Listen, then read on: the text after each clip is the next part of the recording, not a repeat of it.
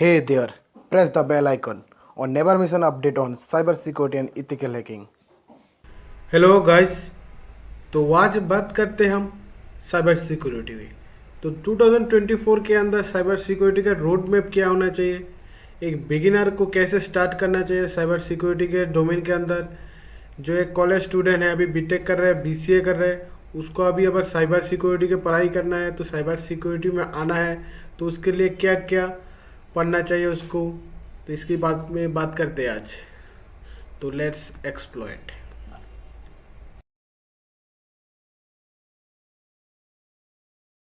तो cyber security क्या होती है, तो सिंपल टर्म में अभी डिफाइन करें तो साइबर सिक्योरिटी को, तो साइबर सिक्योरिटी एक ऐसा फील्ड होती है जो आपका डिजिटल डिवाइस होती है, इंफ्रास्ट्रक्चर होते हैं, आपकी मोबाइल होती है, कंप्यूटर होती है, नेटवर्क होती है, उसको प्रोटेक्ट करना।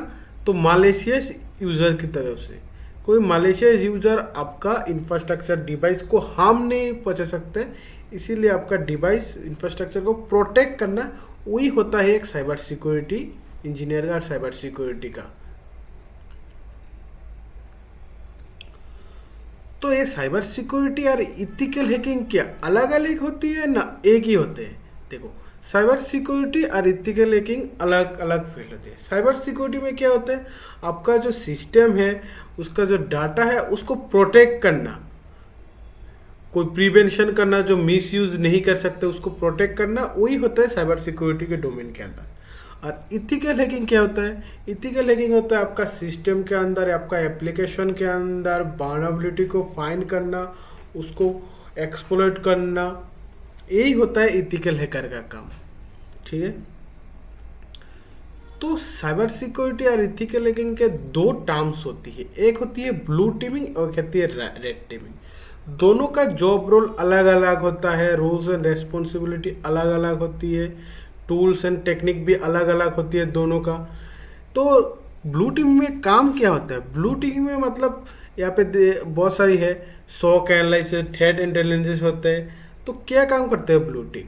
ब्लू टीमिंग ज़्यादातर आपका जो लॉग होता है, आपका नेटवर्क के अंदर कोई इनकमिंग ट्रैफिक आ रही है, आउटगोइंग ट्रैफिक जा रहे हैं, उसको लॉग को एनालाइज करना, कोई मालिशियस लॉग नहीं आ रही है उसको देखना, आइडेंटिफाई करना, यही होता है ब्लू टीमिंग के अंदर। इसी तरह रेड टीमिंग के अंदर क्या होता है, रेड टीमिंग के अंदर आपका सिस्टम को पेन टेस्टिंग करना पड़ता है। तो एप्लीकेशन के अंदर पेन टेस्टिंग करते होते सोर्स कोड रिव्यू करना पड़ता है, उसको इसके अंदर वल्नरेबिलिटी को फाइंड करना पड़ता है, यही होता है एक रेड टीमिंग का जॉब डिस्क्रिप्शन। ठीक है। तो क्यों पढ़ना चाहिए साइबर सिक्योरिटी? तो साइबर सिक्योरिटी 2024 के अंदर इन डिमांड है। ग्लोबल लेवल पे जो डाटा ब्रीच हो रहा है 2024 में, ये देखिए मई 2 में 2024 का रिपोर्ट है, ये बिगेस्ट डाटा ब्रीच इन 2024 सो फार।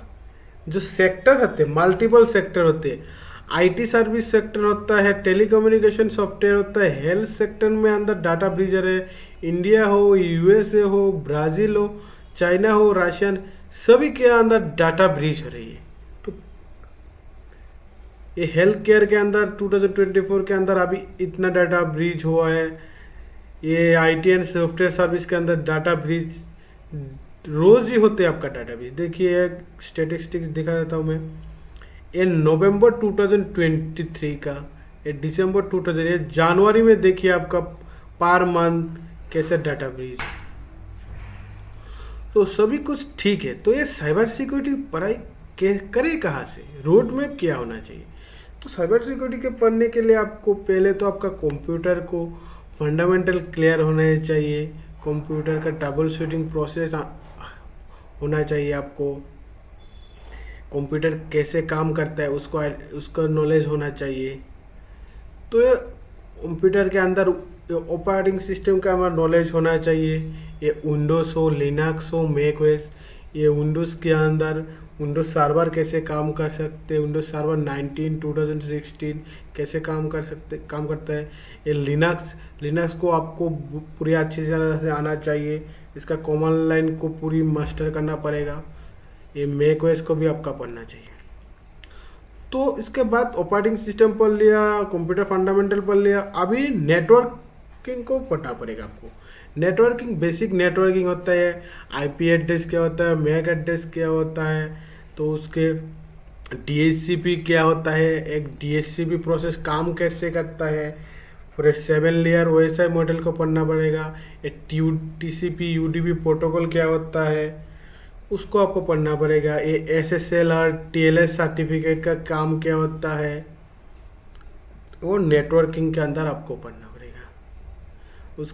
उसके बाद आपको वर्चुअलाइजेशन आना पड़ेगा, वर्चुअल मशीन कैसे क्रिएट करते हैं, हाइपरविजर कैसे क्रिएट करते हैं, एक गेस्ट यू ओएस कैसे बनाते हैं, ठीक है।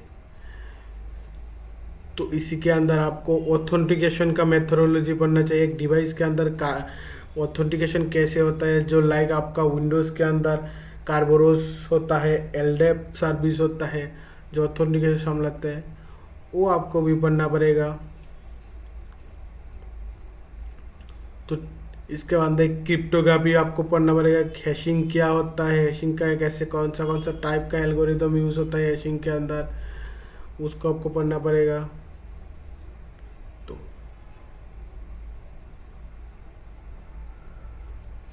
तो बहुत सारे लोगों ने मेरे को पूछा ये प्रोग्रामिंग लैंग्वेज क्या रिक्वायर है साइबर सिक्योरिटी के डोमेन के अंदर।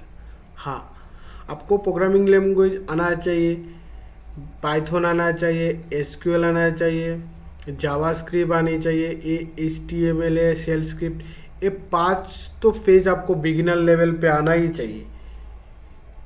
ये आपको इतना डीप में नहीं पढ़ना, आपको बेसिक ओवरव्यू हो पढ़ना पड़ेगा, कैसे फंक्शन काम करता है, कैसे क्वेरी वगैरह एग्जीक्यूट होता है, जावास्क्रिप्ट का जो ओवरऑल कोड होता है, एक HTML का जावास्क्रिप्ट भी हैंडल करता है, उसको भी अच्छे से रीड करना पड़ेगा, कैसे होता है जावास्क्रिप्ट काम करता है। तो सेल स्क्रिप्टिंग आपका आना चाहिए, जो आप एडवांस लेवल पे जाएंगे, बिगिनर से एडवांस लेवल पे जाएंगे तो उसके बाद जो आपका टास्क होगा उसको ऑटोमेशन करने के लिए आपको शेल स्क्रिप्टिंग भी आना पड़ेगा, तो उसको भी आपको धीरे धीरे सीखना पड़ेगा। तो उसके बाद आपको वास का टॉप 10 का वल्नरेबिलिटी पढ़ना पड़ेगा। ये वास है वो 3 साल के अंदर आपका लिस्ट को अपडेट करते हैं, 2017 का और ये 2021 का।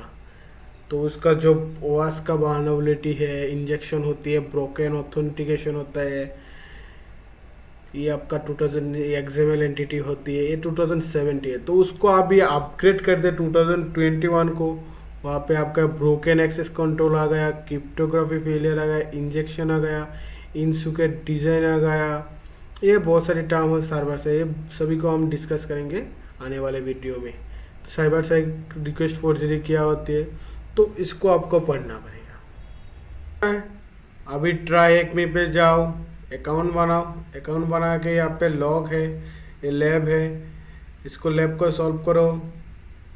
इसके बाद हैक द बॉक्स में जाओ, अकाउंट बनाओ, ये red teeming, blue teeming, purple teeming सभी का लैब है, साइन इन करो, साइन इन करके एकेडमी सेक्शन में है, लैब है, इसका भी लैब सॉल्व करो हैक द बॉक्स का। उसके बाद पिको CTF, इसके अकाउंट बनाओ, उसका CTF को खेलो।